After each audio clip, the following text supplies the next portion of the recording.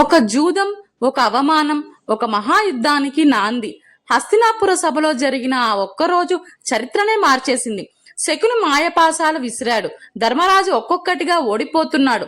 ముందు ధనం పోయింది, తర్వాత రాజ్యం, తర్వాత తన సోదరులు, చివరికి తనను తానే ఓడిపోయాడు. కాని అక్కడితో ఆగలేదు. అతను ద్రౌపదిని పనంగా పెట్టాడు. అంతఃపురంలో ఉన్న మహారాణిని దుశ్శాసనుడు జుట్టు పట్టుకుని సభలోకి లాగాడు. ద్రౌపది ప్రశ్నించింది, తనను తానే ఓడిపోయిన వాడు నన్నెలా పనంగా పెట్టగలడు? సభలో భీష్ముడు, ద్రోణుడు, ధృతరాష్ట్రుడు అందరూ ఉన్నారు. కాని మౌనం. దుర్యోధనుడు ఆజ్ఞ ఇచ్చాడు, చీర తీసేయ్. దుశ్శాసనుడు చీర లాగాడు. ద్రౌపది చేతులు పైకెత్తి కేక వేసింది, గోవిందా!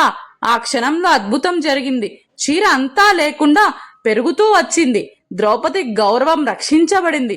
ఆ రోజు అవమానం తర్వాత జరిగిన కురుక్షేత్ర యుద్ధంకు నాంది అయింది. ఇది కేవలం కథ కాదు, ధర్మం ఎప్పటికీ ఓడిపోదనే సత్యం.